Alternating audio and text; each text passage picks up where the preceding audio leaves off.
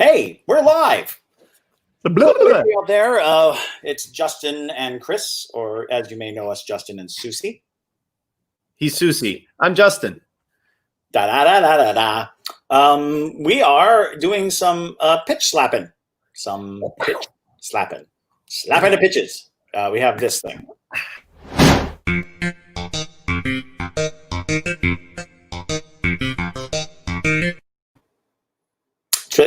Oh no. We are being smacked. Okay, no, we're back. Hi. I hope everybody's doing well. I know it feels like the coronavirus is gone, but it really isn't. If anything, it's stronger than ever. So hopefully everybody is staying safe, social distancing, wearing your masks. As you can see, we are socially distant. Justin is far away from me, which is... I don't even know where Soucy is right now. I never divulge my location. It's that's for really, other reasons, but it works. It's really important. This week, I thought what we would do is go back to our roots, which was celebrity pitches. Brown. What we would do is we would get celebrity suggestions, and then we would run pitches just based on who people were suggesting for us to write for. So you, the viewer, gets to come up with celebrities that you would like to see in movies, or a favorite celebrity, or a celebrity you hate, and we will do our best to come up with a suitable vehicle for them. Now, we used to do it where we would have celebrities and genres together. Random genre, random celebrity. But I think today we'll just stick to celebrity. So if you're watching and you're able, throw out some celebrity suggestions. Russell, great to see you. You are a dedicated fan, and we don't deserve to have people just continuously tuning in like this. It's... I get emotional. Yeah. So if you're watching and you feel like participating, throw us some celebrities, actors, actresses, and we will craft a movie pitch around them. And Soucy will quickly look them up if they're people I don't know, and then put their picture on the screen. So both Jung brothers are present. Yay! Patrick comes out swinging with Christopher Walken. Christopher Walken. Wow! And the beauty of Christopher Walken is he is so versatile. Even though in a way he's always the same, in another way, he is like he's like caulk. Is that what I want to say? Caulk? The stuff you put in holes? Yes. Caulk. Yes. No, I know. He just fills any a role so solidly. So what have you got there, Justin, man? I'm putting you on the spot. Give me some Christopher Walken. Boom. I want to see Christopher Walken. I was thinking as you were talking, so I was only half listening to you, but I want to see Christopher Walken in a Sherlock Holmes role where he plays Holmes, but this Holmes is a great detective because of his attachments to magic. Oh, sort of a supernatural Sherlock Holmes. Yes. I like it. I can dig it. So tell me what that entails as a story. Give me the story. This is probably the most challenging case of his career, because that's what you've got to do with Sherlock Holmes, and because Christopher Walken is... How old is Christopher Walken at this point? Oh, good Lord! I'll look it up. Yeah, Christopher Walken is not, in his 20s. So we're gonna say that that he has retired. He's not Sherlock Homing anymore. He's just homing. So good gobbledygoo. What? He's 77 years old. Is that correct? There you go. The very good reason for Sherlock Holmes to be retired. He's completely retired, but there's this case that has happened. Maybe something happened to his family or someone close to him, so he needs to solve this case. And so he has to delve back into the dark arts to get the case. Is it possible that no one knew that he was using the occult or dark magic to solve the cases? That not is even correct. Dr. Watson? Not even Dr. Watson. It's just going to be like a revelation moment. Watson's going to be like, what? What? I thought you were just a genius. I can see that. I actually think because in my mind, there's always been a slight rivalry between Watson and Holmes because I think Watson is not dumb by any stretch of the imagination, but he's always left in the dark. And he's always like, well, that was amazing. How did you, what? Oh my goodness. How did you come up with that? How the devil did you figure that out? And it's like, I'm a doctor, damn it. And it turns out he was just summoning demons to tell him. He had supernatural means. I'm behind your Christopher Walken. I enjoy it. I would like to put Christopher Walken in a horror movie. Of course, yeah. As the scary old man, down the lane. And even maybe that H.P. Lovecraft story, The Old Man at the End of the Street. Right. I think he has such a presence that if you were to encounter him one late night while you're, trick-or-treating or something, and there he is, horrifying as Christopher Walken can be, I think there's something to watching him be creepy, just always in the shadows, always staring with those dead eyes, talking the way he talks. All right, we've got lots of celebrities to choose from. The next one is Orlando Bloom. Orlando Bloom. Orlando Bloom.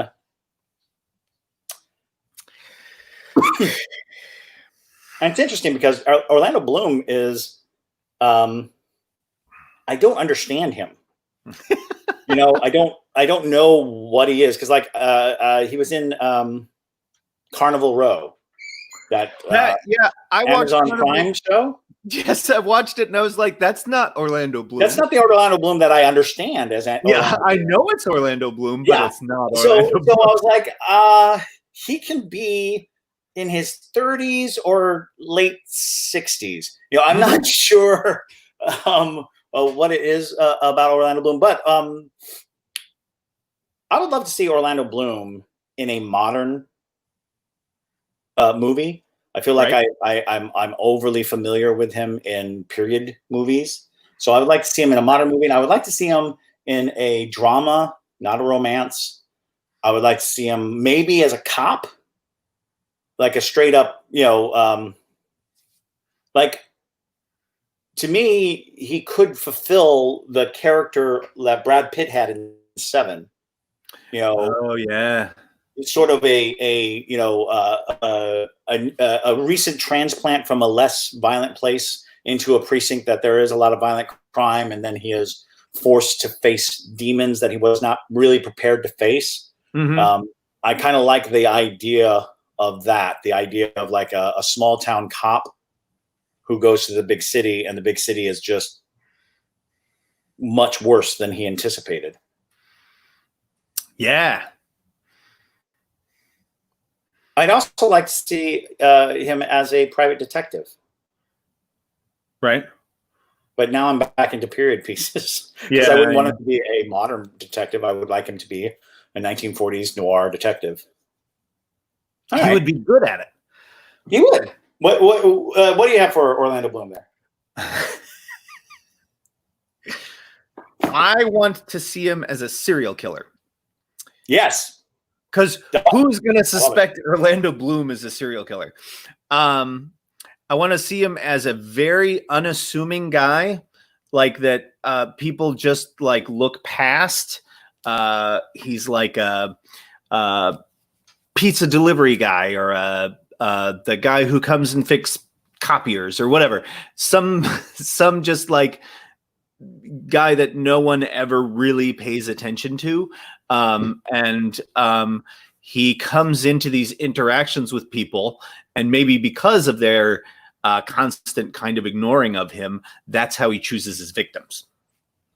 I would love to do a movie where the serial killer was always in the background, like in crowd scenes, like, you know, he's just there, and like you could make the whole movie without ever addressing that he's there. And then it would be one of those things that they talk about after the movie is out and people have watched it. It's like, did you know he was in every crowd scene? Right. He was watching the detectives working on his case. Yeah.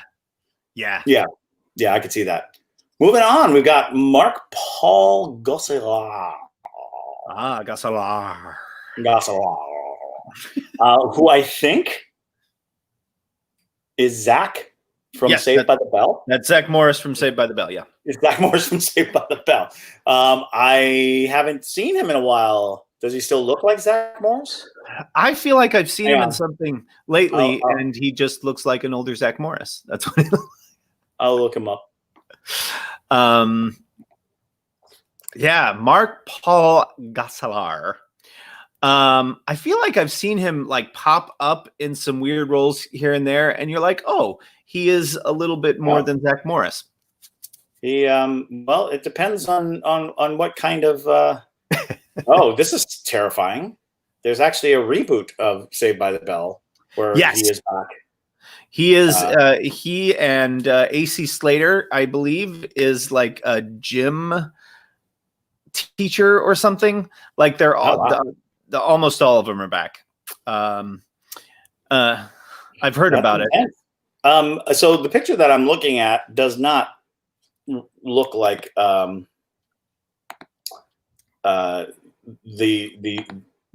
Zach I am familiar with. I'm going to load up this picture so we can all get a good look-see. Why? Okay, apparently I lied. Cancel. Oh wait. There. La la la la. So go ahead and give me your thoughts on a modern I want a simple piece in which Marc-Paul Gosselaar is Zach Morris? No. So this is him. And in this picture, I would not know that he was Zach Morris. But no, by all means, continue. I want a simple story of a I mean, it's been done a lot, but I want to see a simple story in which Marc-Paul Gosselaar is the front man of like a metal band. Nice. But it's not a comedy. It's just like this story, almost this biopic of them, you know, going to CD bars and playing their stuff and the relationships and issues that they have throughout it. I know that doesn't sound like much of a story, but you know, I can see it working. After looking at this picture, though, I almost want to see him in a post-apocalyptic movie. Yeah. You know, I look at him, I'm like, he could pass for somebody who's seen some stuff. You know, he could pass for somebody who's having to deal with the loss of civilization, and you know, in apocalyptic movies, post-apocalyptic movies, it is always about where you put your character in contrast to the society that is forming. You know, and so many times we watch stories about the outsider who encounters the hive mind of some cultish. I would like to see the cult. I would like to see like the big bad guy character who rules over. It's like, what is that life like? You know, we always watch people who fight against them and kill them and then destroy everything. But what if you're trying to build a society after it's all over? And what if you start off as this good Samaritan kind of person, and then by the end you're like the Mohawk guy who's like, feed them to the machine. Yes, that's what I was just thinking, where he's the guy that everybody just starts naturally looking to. So he's like, okay, I'll kind of lead it and help and try and get this to be a functioning society again. And then people start worshiping him, and he's just like, okay. And of course, those tough decisions come. What do you do when somebody steals from you? What do you do when somebody threatens, the group, and how harsh can you be, and all that stuff. And maybe the first few times it happens, he's trying to be less harsh, but he's got 400 people who are like, no, right, and they're all desperate, and exactly. And then I think at the end he's like a monster, but we watch him become that, and then there's that outside person who like kills him, and they're like, you saved us. But what we watched was that the civilization turned him into a monster, and then this outsider kills him, and they're like, thank God you came. And then it just starts the pattern over again. He becomes in charge, and that's good stuff. I want to see that. John Lithgow. One of my all-time favorites. John Lithgow, one of my all-time favorites. Love him to death. He's got to be up in age. Right? I mean, he's no spring chicken. He's got to be in his 70s too, right? I would imagine so. I mean, I would imagine so. I love him so much. Yeah, he is 75. Christopher Walken is older than John Lithgow? That's weird. That was a surprise to me. What have you got for Jonathan Lithgow? Whose turn is it to go first? I'll go first. So I would love to see John Lithgow as either an old Victor Frankenstein or an old Dr. Jekyll. A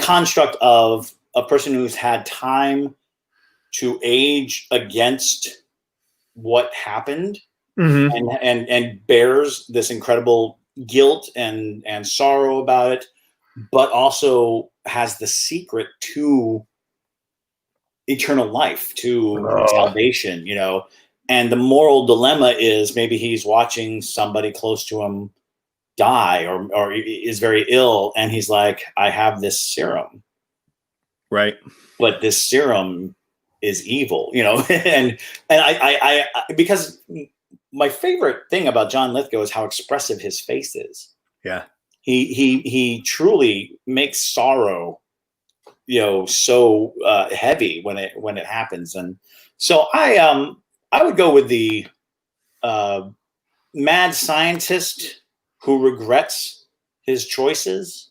but is basically being asked to fire the machine up again. Yeah. It's funny because you brought up how you enjoy how expressive he is and how you want to have him in scenes with like sorrow, because I was thinking the same thing. I have this idea in my head of John Lithgow is like one of those world famous stand-up comedians that has been around forever. Like not so much in style of comedy, but in like acclaim as like a George Carlin. That's just been around forever, is like one of the top comedians, household name type of comedians. And this younger comedian is, with him after a show or whatever.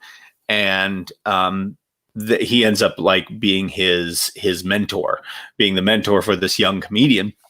Right. And that's when this young comedian finds out that he is only this wonderfully comedic character because of the deep, horrible sorrow that he has in his life and like the horrible things that he's seen.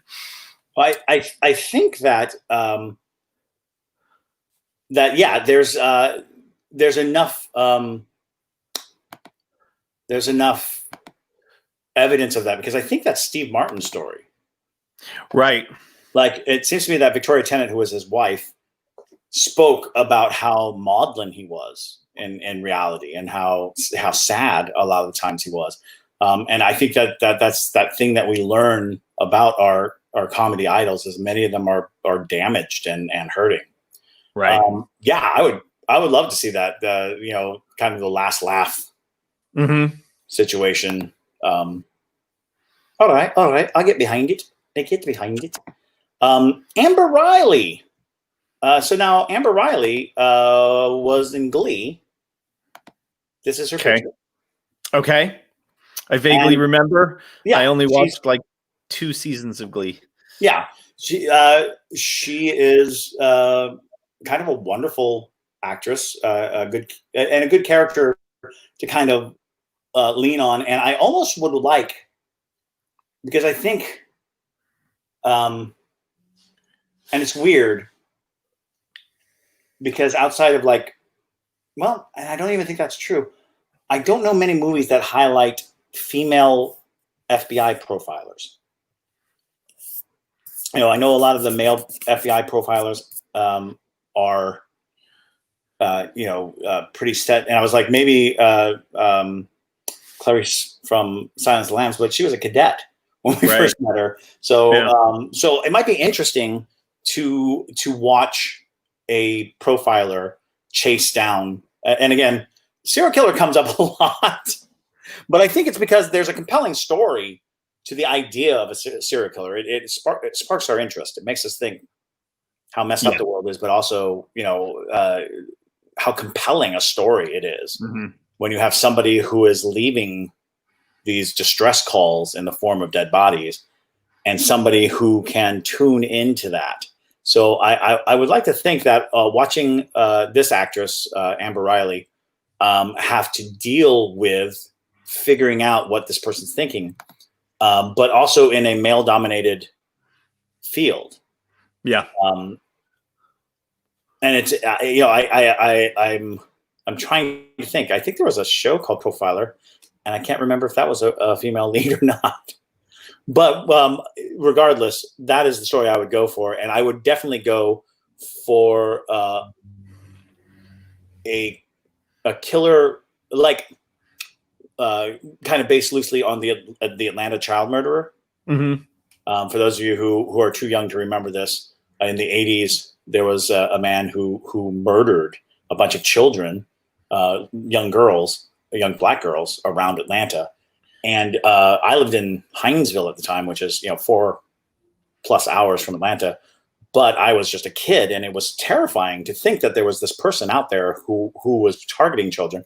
And I would imagine that if you were a profiler with a family, and you found yourself on a case where the MO is your family, that seems compelling. That seems like, well, how do you deal with that? How do you deal with chasing a person who in turn is chasing your children, who's chasing your loved ones? Right. Good stuff. What are you thinking? I have an idea. I'm listening. It's a historical picture, and history is not my strong suit, so jump in when you can, Soucy. It's actually a Savannah story that hit me when I was studying for my tour guide test years ago. When Savannah was first being Savannahized, a lot of the Native American artifacts were found by a group of African American women. Who it was exclusively them who found most of the Native American artifacts that we found and learned from in Savannah. And I would love to. That's always stuck with me, and I've always wanted to see a story about those women. That is compelling. That is amazing. Yes. So I know there's a story there. I don't know what it is. What? I know there's it was the women of Irene. Yeah. It was the women of Irene, the mounds, the burial mounds, and it was entirely made up of African American women, which was unheard of, and probably is still to this day. Yeah, and especially in that time period when Exactly. that was going on. Yeah. So that would be a really interesting story to dig deeper into. Archaeology humor. Moving along to Kristen Shaw. Oh, Kristen Shaw. So I have kind of a love-hate relationship with Kristen Shaw. That's valid. I don't care for her as a performer. I love a lot of the voiceover work that she does. But it's weird because she falls into a category where she plays a very similar character all the time when she's not in animation. And that character is strangely sexually aggressive and yet awkward. And, there's a lot of weirdness to her characters that don't appeal to me as a viewer. Right. But I would like to think that she has range, that if you gave her something outside of that box, she would probably run with it and be amazing in it. Mm-hmm. So I think I personally would love to put her in situations that are not highly comedic and not revolving around, because it seems like she's devious a lot, like a schemer. She schemes a lot, like the characters that she plays, because I think people enjoy watching her scheme. Right. And, and so I would almost say that I would like to see her. And yeah, I'm not necessarily not a comedy, just not played for those laughs. Right. So I would go with a woman who is seeking a divorce from a husband who does not want to get a divorce. Oh. And just sort of the trials and tribulations of that, seeing how she would come to the decision that the relationship is over, especially if it isn't necessarily abuse or anything like that, because I think that a lot of times we watch stories, and I haven't watched Marriage Story, so I wonder if that's not what Marriage Story is. But it seems like you don't see as many stories talk about that amicable, that, we've run a course and we're detrimental to each other and to our family. And, we have to come to a position where we're making sense. And, because sometimes people, when they get married, they become stubborn about the vows and become stubborn about the reality of it and say, this is sacred and we can't break it. Right. It's like, it's broken. We're just pushing the pieces together. Yeah. So I think that maybe that is where I would go with a Kristen Shaw piece, is to put her through some emotional paces that aren't quite so outlandish and silly.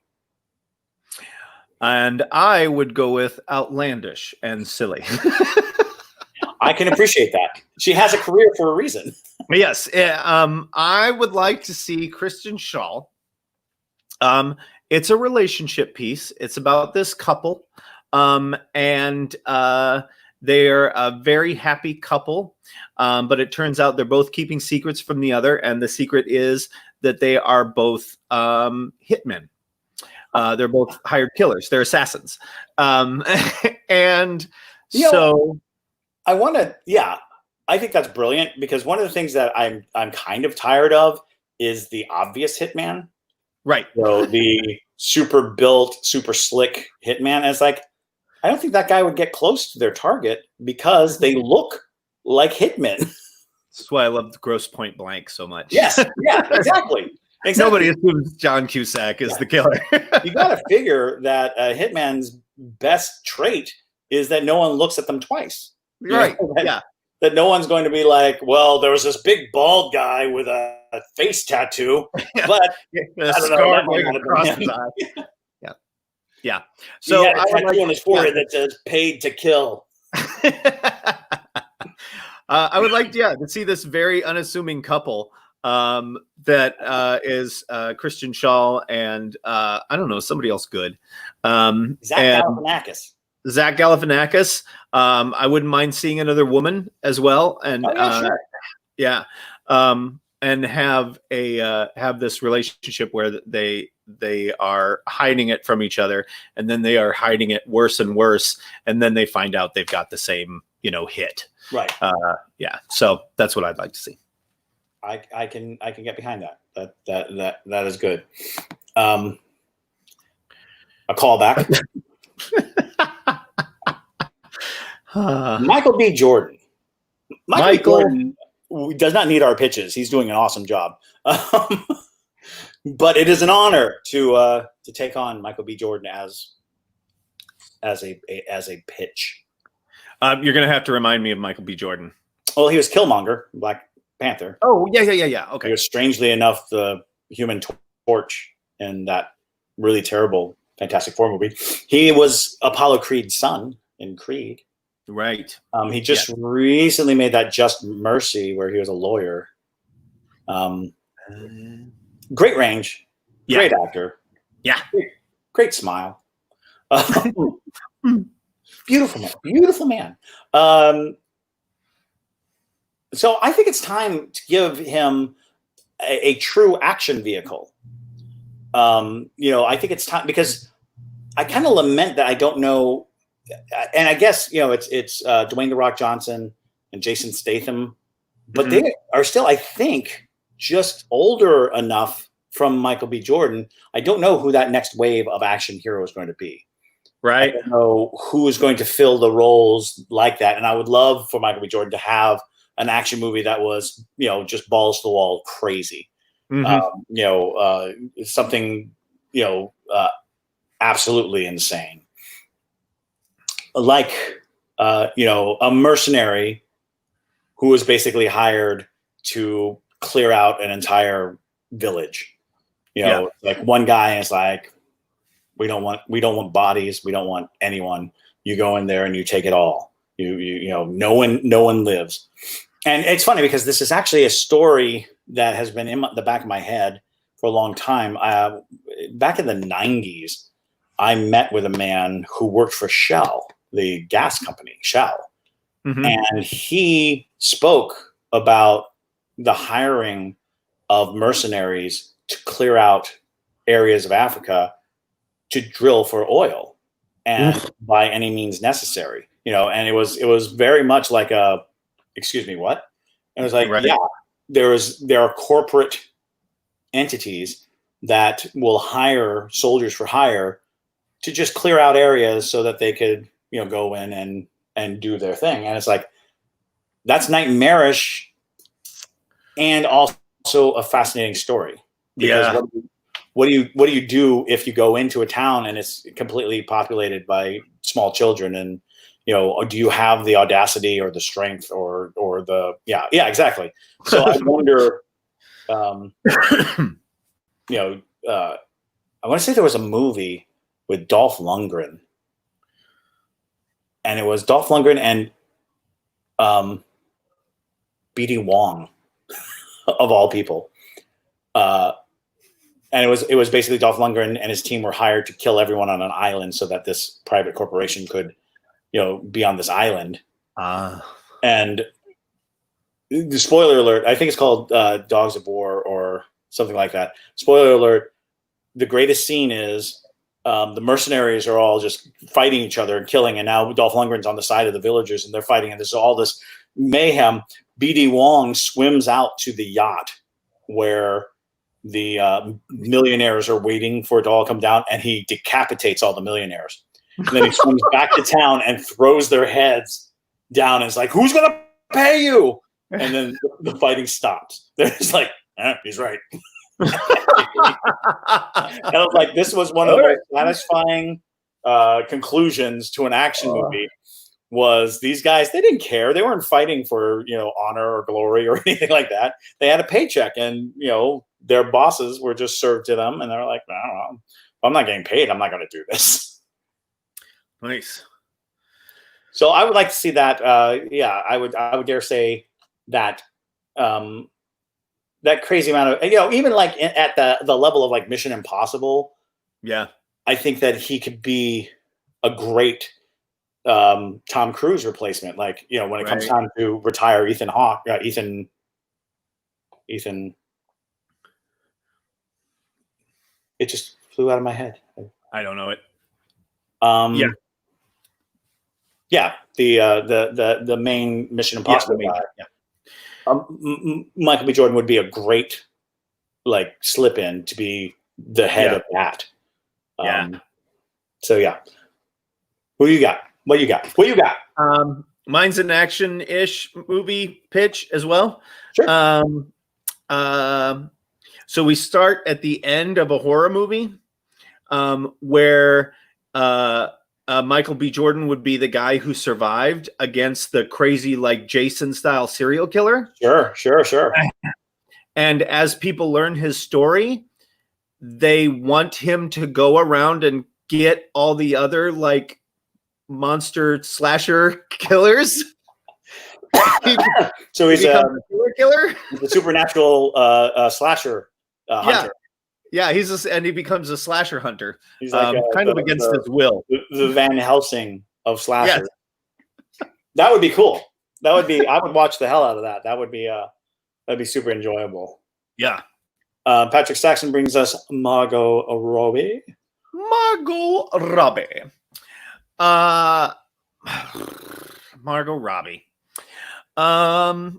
I would just like to say, first of all, that I very much enjoyed Birds of Prey. I was not very happy with Suicide Squad, and I was not happy with the direction they went with Harley Quinn. I know that's controversial, but I will say she did excellent. And I think she's a great actress. Finding a good role for her would be fun. Right, because there is lots of layers to an actress like Margot Robbie because she has a lot of skill behind an amazing facade. I mean, an amazing. Yeah. She's very beautiful, and the temptation is to work on the femme fatale angle, but it would be interesting to have her be. I would like to see a movie in which inexplicably she has never been able to get a date.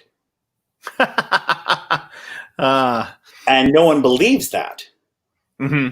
And she constantly laments how no one will date her to guys that she would like to date. And they are like too intimidated to approach her.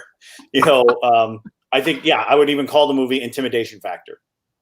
Oh, nice. And it's where she's basically so awesome that she's alone, that she's so lonely, because either she threatens men's, masculinity by being too awesome, or insecure people just find her too beautiful to hang out with. And I think there's a story somewhere in there that's like, oh, boo-hoo, you're too pretty, kind of thing. Right. But then it would be fun to find out that she was cursed at birth. Ooh. Her parents, angered Aphrodite, and Aphrodite was like, "Well, then your child will never have love." Boom. I am struggling with this one for some reason. Okay, here's the pitch. Oh yeah, here's the pitch. You ready? Uh-huh. You said Aphrodite. We remake the world famous film starring Vanna White, Goddess of Love. But we remake it with Margot Robbie. No. We make a biopic about the making of Goddess of Love, and Margot Robbie plays Vanna White. That's good stuff. That would be amazing. How do we make that happen? I don't know, but I think that's brilliant. Because I think one of the most fascinating things is Vanna White is no actress, and I don't think she. I don't think that escaped her. No, she was and I want to say that she probably had her doubts about this all over, but it was just a question of her popularity was so much that putting her in a movie just made perfect sense. And Yes, and yeah, I would love to see the background of that, and I would love to see, if not an actual biopic, this based on a story of her trying to fight against what they want her to do, and she's like, "No, that's not me," and they're like, "No, no, you got to do it." That would be fantastic. that would be. That's Angela Lansbury. Angela Lansbury. Lansbury. I love Angela Lansbury. This is I'm kind of going to rip something off here, but Hunters on Amazon Prime. Oh yeah. Fantastic. But I would like to see Angela Lansbury as a Nazi hunter. I would really enjoy that. I almost think that I would not mind seeing a late sequel to Bed Knobs and Broomsticks. Yes. You know, I would love to see Angela Lansbury as this fully accomplished witch who, you know, writes magic books, and, you know, and then these people come to her and are like, "Are you? Yes. You turn back? You know, the Nazis?" Oh, Jason Aaron is correct. People don't give Angela Lansbury props for her range either. And people forget how long she's been doing this. I just recently watched The Court Jester with Danny Kaye, and she was the beautiful princess in it. Mm-hmm. And so if you haven't seen it, go look and see a young, beautiful Angela Lansbury, all also eyes and long blonde hair. Just The Court Jester is fantastic anyway. Yeah, so. The Court Jester is one of my favorite movies of all time, without a question. And if you like sword fighting, one of the best sword fights in film history is Danny Kaye versus Basil Rathbone, choreographed by the same man who did The Princess Bride, sword play Bob Anderson. Incredible, one funny thing, which brings us to Lin-Manuel Miranda. Boom. Lin-Manuel Miranda. Lin-Manuel Miranda. Okay, so, now I don't know who that is. No, I'm joking. Ha ha ha ha. It's funny. It's funny. I love Lin-Manuel Miranda so much. I find him just endlessly warm and fun, and I enjoy everything he does. It's really weird to kind of even think of roles for him that aren't just him being adorable as Lin-Manuel Miranda. Right. Yeah. But I think I would love to see Lin-Manuel Miranda play a I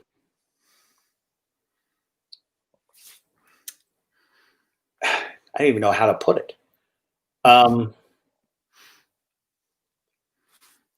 It's weird because I almost think that in my mind there's like a Richard Pryor character like it. But I would love to see Lin-Manuel Miranda play, because I'm thinking like Brewster's Millions. Do you remember Brewster's Millions? Yeah. Mm-hmm.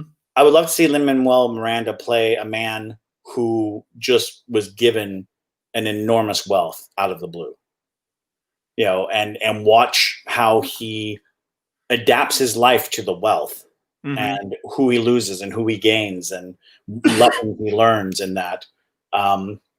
Because I feel like I love seeing Lin-Manuel Miranda be an everyman, but I would love to see him, you know, hoisted into the world of like high elite.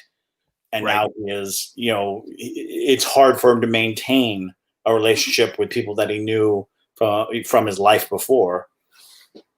So, yeah, I'd almost want to see that.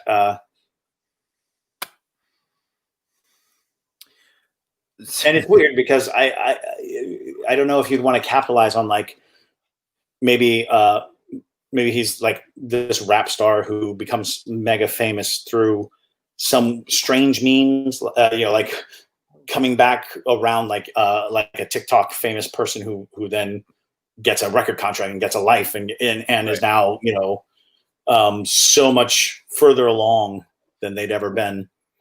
Yeah, I don't know. When you said Richard Pryor, Yes. I instantly envisioned him in a remake of The Toy. Of The Toy. That's exactly, that was in my head when I said it. But then somewhere in me was this fear of racist overtones. Right. But it has to do with his, yes, like a Mr. Deeds. Jason Aarons says, yes. Mr. Deeds. Actually, A Prince and a Pauper might actually be a good one too. Ooh, Is to have like some billionaire who they swap places with, and now he's forced to live this fake life. Mm-hmm. Anyway, what were you saying?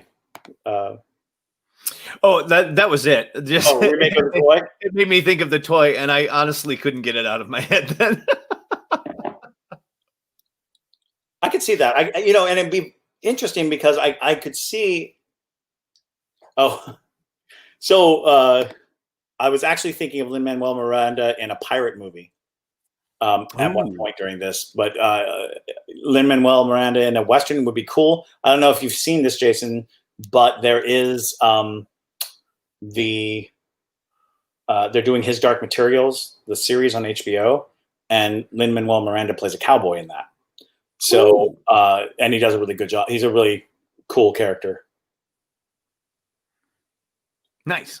I'm sorry. We'll move on to Haley Atwell, who was Agent Peggy Carter. Peggy Carter, right? Okay. The British woman. Mm-hmm. Haley Atwell. Haley Atwell. Yes. Yes. Yeah. I find this kind of interesting. I would be interested in a shift in monarchy, like a modern day story where the current family in the palace is usurped through ancient. It's reminiscent of King Ralph, right? Yes. But I would like to see like a woman who was thrust into becoming queen, and maybe not even thrust into it. Maybe she maneuvered her way and jockeyed her way in, only to find out that the role of queen is very confined and very compressed and not particularly powerful. So I would go with the woman who would be queen. I love Haley Atwell in the 50s. I love the way she looks when she's in the 50s. I just kind of love the 50s anyway, but I would love to see her as like a 50s bombshell actress dealing with fame and covering up drug use and all those things to keep the face for everyone. That's kind of what I'm thinking. I dig it. The next one is David Schwimmer. David Schwimmer. I'd like to see him play a badass. He is. I literally just saw an ad for a show in which he's like an NSA agent. It's on the Peacock Network. I just saw an ad for it. It's straight up a comedy where he's an NSA agent teamed with a like computer analyst, and how they disagree. Oh, the hijinks. I'd almost like to see him be like a drug kingpin. Oh man. I would love to see him like be the master of this underworld and people are trying to take him down and he's, and I would even like to see it be a story, a redemption arc of he's trying to get out. So he's going to turn state's evidence against his own people and the dealings with, how do you become an informant for the FBI? What happens? Witness protection program, but not the getting there. Like not because we see a lot of stories where it's like I've been put into witness protection, but not as many stories about the path to it. Like, Right. here's this man. What kind of information does he have? What is he going to drop? And it would be interesting if he was the top of the food chain, ratting out, dozens of people below him. Nice. I could see that. I would like to see David Schwimmer as a father who has just gotten a divorce and decides to take his son with him to try and bond after a divorce on like a long road trip, like a cross-country road trip. Okay. That would be cool. Just the story of them bonding and dealing with the difficulties of divorce and all that kind of stuff. If Series puts in Haley Atwell as Hedy Lamarr. Yes. That would work. That would definitely work. Okay, after that comes Ellen Page. Oh, Ellen Page. Ellen Page is fantastic. She is. She's just amazing.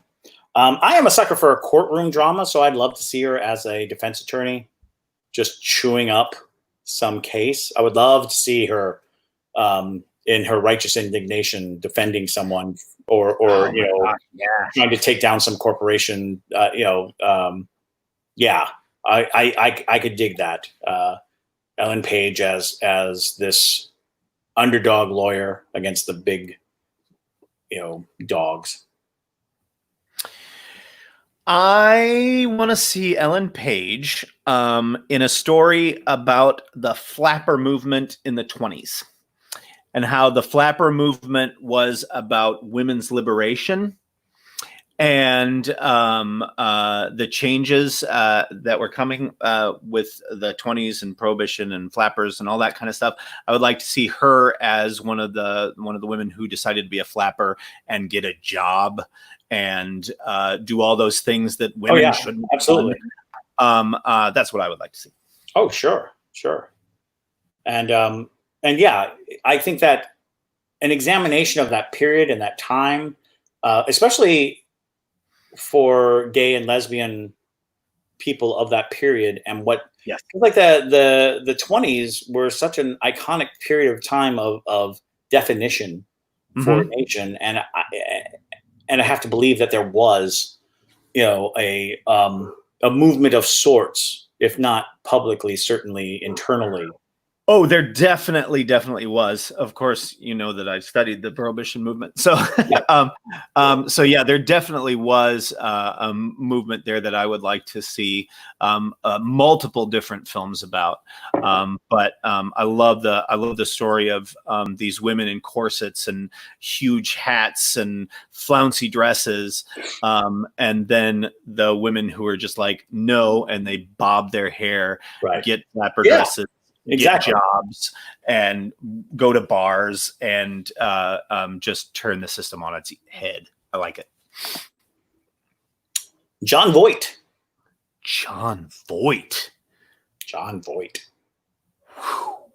That's a deep cut. John Voight. So I'm guessing this would be the John Voight of today. Yeah. How old is John Voight? I gotta say he's in his 70s. Yeah. At least. I feel like he's older, but maybe I'm wrong. Maybe he just seems older. It's hard to tell. Yeah. Because I don't know how young he was when he started. Yeah. Oh yeah, no, he's up there. 82. 82. Okay. 82. John Voight, 82 years old. Uh-huh. I'm going to say I would like to see him in a sequel to A Christmas Carol as Ebenezer Scrooge. Years Nice. after being visited by the ghosts, finding that his generosity and kindness is costing him his business. Ooh. He's about to lose everything because he won't collect on people, because he gives money and doesn't ask it back, because he became a terrible money lender because he's trying to be charitable. Right. But charity has taken it out of him, and people take advantage of him. And maybe Tiny Tim is like a spoiled brat. Yeah. Who is just gimme, gimme, gimme, gimme, gimme, gimme. And that's good. Man, that's good. So you cross it with The Good Woman of Szechuan, in which Scrooge hires a partner who is ruthless. And the partner comes in and starts doing all this stuff, and Scrooge is like, you can't talk to him. He won't be heard. And the partner is just foreclosing on properties and selling off things and being just ruthless. And it turns out that he doesn't exist. That Scrooge actually is being the partner, but he can't bring himself to do it. So he creates an imaginary partner. Man. To exact all of the professional things and scare people back into, being, customers and not taking advantage of them. Yeah. Yeah. Your turn. John Boyd. Who's 81 now. Looks like he's 81. I don't know what kind of health he's in. But I would like to see him play a man of his age who is very, very in very, very poor health, like death's door, and systematically seeks out a vampire to save him. Yeah, to bite him and save him. And the story would be his search for a vampire and family members who find out what he's doing and tell him how ridiculous he is, and it's all nonsense. And then we get that moment at the end where he finally finds this vampire, and the vampire doesn't want to do it, and he thinks it's all, he's gonna Van Helsing him, whatever. But he finally gets that moment, and it's actually would be a very tender, sweet, like loving moment for this guy to save him by biting him. I like it. I can get behind that. Yeah. I've got Thomas Hayden Church. Boy, we haven't seen Thomas Hayden Church in a while. Did you see Peanut Butter Falcon? No. He was in Is it. he in it? Lovely. And he was and he was a great character. A character I would probably model a character after. I would like to see, because he was a professional wrestler. So he had this persona, this professional wrestler persona. I would love to see him as a grizzled veteran, when I was growing up, revenge flicks were huge. Yeah. Death Wish and The Exterminator, and there was just countless movies about Vietnam vets who unleash havoc on a society that has neglected them. Rambo. So I think I would like to see Thomas Hayden Church as a veteran who lives out in the boonies, just minding his own business, and then boom, action. Right. People stumble in, or even the idea of him being a veteran and his unit were involved in some really bad things, some illegal thing, and now they're just cleaning house. They just don't want any witnesses to testify. Maybe subpoenas have gone out from Congress to all these people, and now everybody who's gotten a subpoena has been killed. Ooh. And so he fortifies his swamp hut and goes to war. Nice. What do you think about Thomas Hayden Church? I want to see Thomas Hayden Church as the town drunk. So he is that guy that everybody just tolerates. He's a little bit crazy. He's the town drunk. You know, he's that guy whenever there's a horror movie or a science fiction movie, he's the guy who sees the thing, but nobody believes him because he's the town drunk. And that's the story I want to hear. I want to hear the story of that town drunk from the town drunk. Watch him experience being abducted by aliens or whatever, given, you know, the secret of eternal life or some, you know, cure to the common cold, whatever. He is given this amazing thing and tries to give it back to the world, but he's the town drunk. Yeah, but no one will believe him. Yeah. I think that's kind of brilliant. I would love to see that. Yeah, absolutely. It's almost that Dale and Tucker versus evil sensation. Yes. You know, yeah, that kind of thing. Yeah. He's unwitting. And he's trying to do the right thing, but nobody will let him. I feel like Thomas Hayden Church must have played a coach at some point. I just feel like it. I can't think of a time that he did. He was great as the teacher in Easy A. I will accept that. And I still think of him as Lowell from Wings as well. Oh my gosh, yeah. He was so brilliant in that. That was a great character for him, but a damning one. Because I never believed that he was smart again. Yeah, which is kind of people, and you're just like, no. Yeah, which you'd kind of play into with the Town Drunk movie, right? Which would be Town Drunk called movie is basically that character. yeah. So there you go. We've made it to the hour mark. Boom! Just like that. Thank you, everyone, for tuning in. We truly enjoy this. It is our socializing outside of our immediate circle. Yep. And it's always nice to see everybody and to interact live. And thank you for joining us. And we'll be back again next week. Makes sense. I would think. You never can tell these days, though, can you? You can't. You can't. But our plan is to be. So our plan is to be here next Thursday. All